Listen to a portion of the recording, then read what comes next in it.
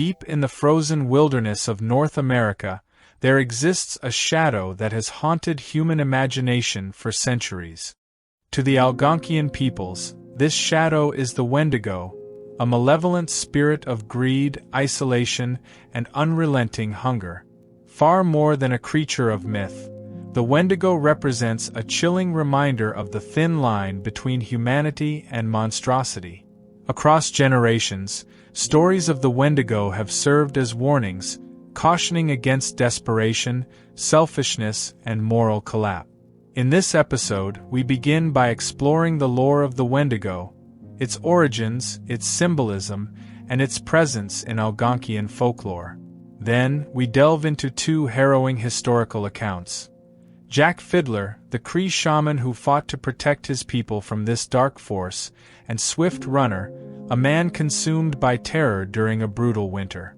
Finally, we examine modern-day sightings and the records of the Hudson's Bay Company, uncovering how this legend continues to shape and haunt human understanding. The Wendigo is not just a story, it is a cultural framework, a lens through which indigenous communities interpreted the challenges of survival in the harsh wilderness. Rooted in the beliefs of Algonquian-speaking peoples, the Wendigo represents more than a physical threat.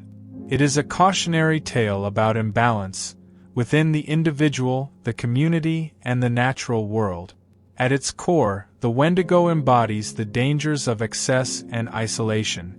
In times of famine, when food was scarce and survival tested the limits of human endurance, the Wendigo was a reminder of the moral boundaries that must not be crossed. Greed, selfishness, and the ultimate taboo of cannibalism were seen as invitations to this malevolent force. While its physical form varies across different traditions, the Wendigo is universally linked to a spiritual corruption. To become a Wendigo was to lose touch with one's humanity, consumed by a hunger that could never be satisfied. This transformation was as much a warning as it was an explanation for acts of desperation. The legend of the Wendigo also reinforced the importance of communal strength.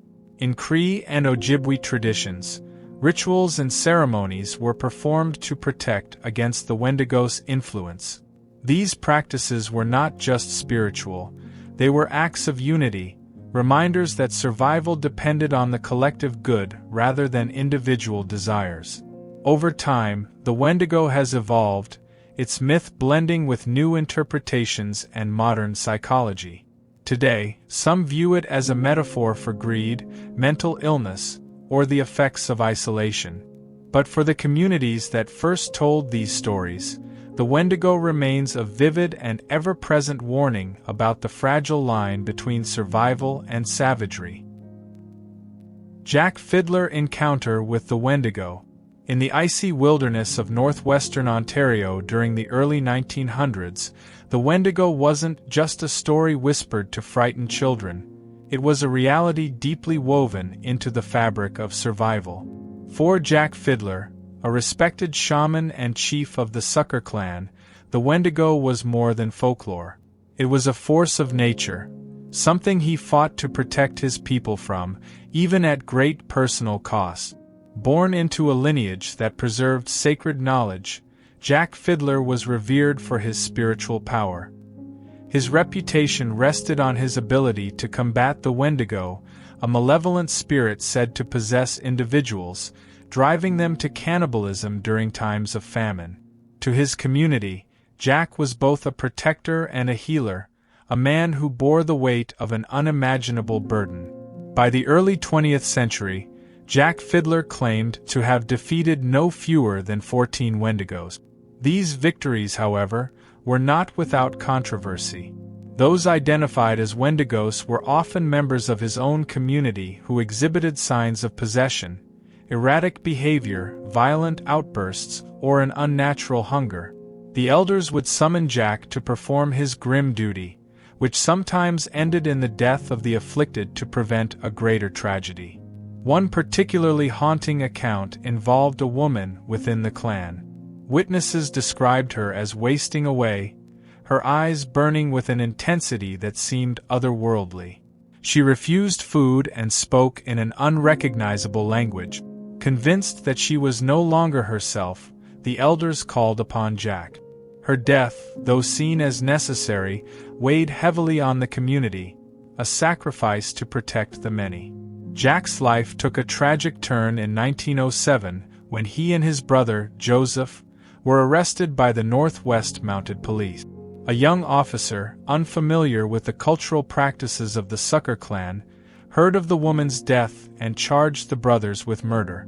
The trial that followed was more than a legal proceeding, it was a clash of worlds.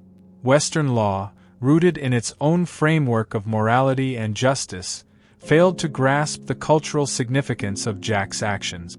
During the trial, testimonies painted a picture of the harsh winters, where survival was precarious and desperation blurred moral boundaries.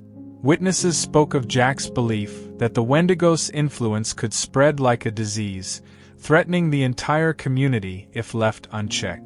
But to the colonial court, these accounts were dismissed as mere superstition. Jack Fiddler's story ended before the trial could conclude. He escaped custody and hanged himself in the forest, a place he held sacred. His brother Joseph was convicted of murder and sentenced to life in prison, though he was later pardoned thanks to advocates who sought to bridge the chasm of understanding between indigenous traditions and Western systems. This case remains one of the most documented accounts of Wendigo encounters, preserved in court records and Canadian newspapers of the time. It stands as a haunting reminder of the cultural misunderstandings that arise when ancient beliefs clash with modern framework. Jack Fiddler's name still echoes in the annals of history and folklore, a shaman who lived and died on the border between the seen and the unseen. Was he a savior protecting his people from a dark force, or a man caught in the devastating collision of two worlds? That answer remains frozen in the frostbitten woods of Ontario, where the Wendigo's shadow still lingers. Swift Runner's Tale, consumed by the Wendigo. In the winter of 1878, the frozen wilderness of Alberta, Canada, became the stage for a story so harrowing that it has haunted the region for generations. Swift Runner, a Cree trapper and father of 6, was known for his skill as a hunter and his unwavering devotion to his family. But even the most experienced woodsman could not have been prepared for the horrors that unfolded that year. When spring finally arrived, Swift Runner emerged from the forest, alone and gaunt, staggering into his village with a tale of tragedy. He claimed that his entire family had succumbed to starvation during the brutal winter. At first, the villagers accepted his story. Winters in Alberta were unforgiving, and even the most capable hunters could struggle to provide for their loved ones. But as the days passed, doubt began to creep in. Despite his claims of famine, Swift Runner appeared strangely well-nourished. His cheeks were not hollow, and his movements lacked the frailty expected of a man who had endured months of starvation. Whispers began to spread, and soon the suspicions reached the Northwest Mounted Police. When officers questioned Swift Runner, his erratic behavior and shifting story only deepened their unease. Pressed for answers, Swift Runner eventually agreed to lead them to the site where his family had perished. Deep in the wilderness, they found the remnants of the family's winter shelter. At first glance, it appeared to be the scene of a tragic end, one not uncommon during harsh winters. But as the investigators examined the site more closely, their horror grew. Scattered across the clearing were human bones, some broken, others charred by fire. The markings left no doubt. These remains bore the evidence of cannibalism. Confronted with the grisly discovery, Swift Runner confessed. But his explanation was far from what the officers expected. Swift Runner claimed he had not acted of his own will. He spoke of a dark force, an ancient spirit from Cree lore, that had taken hold of him. This spirit, the Wendigo, was said to prey on the desperate and the starving, possessing them and driving them to commit acts of cannibalism. He described vivid dreams of the Wendigo, its whispers filling his mind with unbearable hunger and a compulsion he could not resist. To the Cree, the Wendigo was not a mere myth. It was a cautionary tale and a reflection of the perils of isolation and scarcity. Swift Runner's confession painted a chilling picture of a man who believed he had become a monster, consumed by a force beyond his control. This case became one of the first major criminal trials in the Canadian wilderness. Despite his claims of possession, Swift Runner was found guilty of murder. On December 20, 1879, he was hanged at Fort Saskatchewan, marking the first legal execution in Alberta. Yet even as the noose tightened around his neck, questions lingered. Was he truly possessed, or was the Wendigo a way for him to make sense of the unspeakable? Swift Runner's story didn't end with his death. Reports from the Northwest Mounted Police and oral traditions from Cree elders have preserved the details of this horrifying case. Even newspapers of the time sensationalized the events, focusing on the macabre evidence and the supernatural elements of the story. Today, Swift Runner's tale is remembered as one of the most documented Wendigo cases in history, blending crime, folklore, and psychological horror into a narrative that continues to unsettle those who hear it. The site of Swift Runner's cabin has long since vanished, reclaimed by the wilderness. Yet his story lives on, whispered among those who dare to tread too deeply into the frozen woods. The perspective of the Hudson's Bay Company. By the late 18th century, the Hudson's Bay Company had established itself as a cornerstone of life in the Canadian wilderness. Its network of trading posts served as vital lifelines for indigenous communities and settlers alike, offering supplies, shelter, and a bridge between two vastly different cultures. These posts also became the setting for chilling tales where myths and reality seemed to blur, nowhere more so than in the documented encounters with the Wendigo. Journal entries from Hudson's Bay Company employees provide rare glimpses into how Wendigo-related events were perceived through a Western lens. Though often brief and tinged with skepticism, these accounts preserved fragments of folklore that might otherwise have been lost. They capture moments of fear and survival, showing how the Wendigo legend shaped life in the remote wilderness. The incident at Fort Severn. One of the most haunting accounts comes from Fort Severn, an isolated trading post in Ontario. In the late 1700s, an HBC trader recorded the story of a local man whose behavior had grown increasingly erratic and threatening. Once calm and well-liked, the man began muttering to himself, withdrawing from the community, and displaying sudden outbursts of aggression. These changes sparked whispers among his neighbors, whispers of Wendigo possession. Fearing for their safety, the community convened to discuss the situation. To them, the man's behavior was not just strange, it was dangerous, a sign that he was no longer human. Acting out of self-preservation, they ultimately decided to take his life. The HBC Trader's Journal describes the event with a detached curiosity, calling it an act of superstition. Yet, the fear that drove the community to such an extreme is unmistakable. To those involved, this was not hysteria, it was survival. They believed the Wendigo's influence could spread, endangering everyone if left unchecked. The ritual in Manitoba. Not all Wendigo-related encounters recorded by HBC employees ended in violence. In some cases, indigenous communities turned to spiritual leaders to confront the perceived threat. One such account comes from a trading post in Manitoba in the early 1800s, where a Cree medicine man performed a ritual to save a young woman believed to be under the Wendigo's influence. The woman had become withdrawn, refusing food and avoiding contact with others. Her behavior, interpreted as the early stages of transformation, deeply alarmed her community. In response, they called upon the medicine man to intervene. The ritual lasted several days and included chanting, drumming, and the burning of sacred herbs. According to the HBC journal entry, the ceremony was a deeply spiritual act aimed at driving out the Wendigo spirit.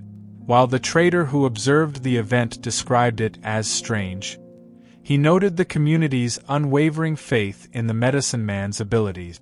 The outcome of the ritual was not recorded, but the event itself highlights the importance of spiritual practices in maintaining communal harmony. To the Cree, these rituals were not superstitions but vital acts of protection, deeply rooted in their worldview. The Winter Exodus. Another chilling account from HBC records describes a winter in the mid-1800s when fear of the Wendigo fractured an entire settlement. Several families living near a trading post in Saskatchewan abandoned their homes, fleeing into the wilderness despite freezing temperatures and scarce resources. The catalyst for this mass exodus was a single individual. His erratic behavior and unexplained outbursts convinced those around him that he was on the verge of becoming a Wendigo. The fear spread rapidly, and rather than confront the man directly, the families chose to flee. The trader who documented this event described it as an example of hysteria. Yet, he also noted the gravity of their fear. The journal entry underscores how deeply the Wendigo legend was ingrained in the survival instincts of these communities. The skeptical observer. For many Hudson's Bay Company employees, the Wendigo was viewed as a manifestation of superstition, a product of isolation, hunger, and fear. But even in their skepticism, these traders could not ignore the sincerity of those who believe. One journal entry from Fort Albany in 1821 recounts the story of a man restrained by his community after exhibiting violent tendencies. The community believed he was succumbing to the Wendigo's influence and took steps to contain him before it was too late. The HBC trader observing the incident described it as a curious display of ignorance, yet he noted the conviction in the faces of those involved. This blend of skepticism and reluctant acknowledgement adds complexity to the Wendigo legend. For indigenous communities, the Wendigo was a way to understand and manage the dangers of human behavior during times of crisis. For outsiders, these events were strange and unsettling glimpses into a belief system they could not fully comprehend. While the Wendigo legend is deeply rooted in history, stories of encounters with this malevolent spirit have persisted into modern times. Two such accounts stand out, both blending folklore with unsettling details that have sparked widespread intrigue. The Wendigo in Minnesota, 2010s. In the heart of Minnesota, where dense forests stretch for miles and Algonquian legends linger, a chilling encounter was reported in the 2010s. The story, briefly mentioned in local press and shared across online forums, involves a man identified only as Michael, whose camping trip near the Boundary Waters Canoe Area wilderness turned into a nightmare. Michael and a small group of friends had chosen a remote campsite for a weekend getaway, far from the noise of civilization. On their first night, they began to hear strange sounds, a mix of high-pitched screams and low murmurs that seemed to move unpredictably through the trees. At first, they dismissed it as the sounds of wildlife, but the tension grew when the noises became louder and closer. Curious and uneasy, Michael stepped away from the campfire to investigate. That's when he saw it. Standing between the trees was a tall, skeletal figure with hollow, glowing eyes. Its body was gaunt, as though it were wasting away, yet it moved with an unnatural swiftness. Michael froze, overwhelmed by a bone-chilling cold and a sense of dread that made it impossible to call out for help. When he finally managed to scream, the creature disappeared into the shadows, leaving only the echo of its unnatural movements. Shaken, Michael returned to the camp, urging his friends to pack up and leave immediately. They fled the next morning, abandoning their plans. Though skeptics questioned the story's authenticity, Michael's vivid description of the creature closely matched traditional accounts of the Wendigo. The incident was briefly mentioned in local Minnesota newspapers and later circulated on paranormal forums, where it sparked debates about whether the Wendigo legend could still manifest in the modern age. The trucker's encounter in Alberta. In 2001, a long-haul truck driver named Peter shared a harrowing experience while driving through a desolate stretch of highway in Alberta, Canada. The story, initially told during an interview on a local paranormal radio show, quickly gained traction online as one of the most unsettling modern accounts of a Wendigo sighting. It was late at night, and Peter was traveling alone on a remote, unlit road bordered by dense forest. His journey had been uneventful until a figure suddenly appeared in the middle of the road ahead. Slamming on the brakes, Peter slowed his truck to a crawl, unsure of what he was seeing. Illuminated by the headlights, the figure stood motionless. Peter described it as tall and thin, its emaciated body almost translucent in the glare of the lights. Its skin was dry and cracked, and its eyes glowed faintly, reflecting the beams like an animal caught in the dark. As Peter inched closer, the figure bolted across the road with an inhuman speed, disappearing into the trees. The driver pulled over to regain his composure, but as he opened the door of his truck, he heard an eerie, guttural growl coming from the woods. The sound sent a jolt of fear through him, and he quickly climbed back into his cab and drove away, not daring to stop again until he was miles from the area. Peter's story was featured on a local radio station's podcast dedicated to paranormal encounters. While some dismissed it as a misidentified animal, Peter insisted that what he saw was no ordinary creature. His description of its skeletal frame and glowing eyes bore a striking resemblance to the Wendigo of Cree folklore. The Wendigo is more than a legend. It is a mirror reflecting the deepest fears and challenges of human survival. For the indigenous peoples of North America, the Wendigo was a warning, a symbol of the dangers of greed, isolation, and losing one's connection to the community. Through historical accounts, folklore, and modern encounters, we see how this myth continues to evolve, offering insights into the human condition. It reminds us that the line between humanity and monstrosity is often thinner than we realize.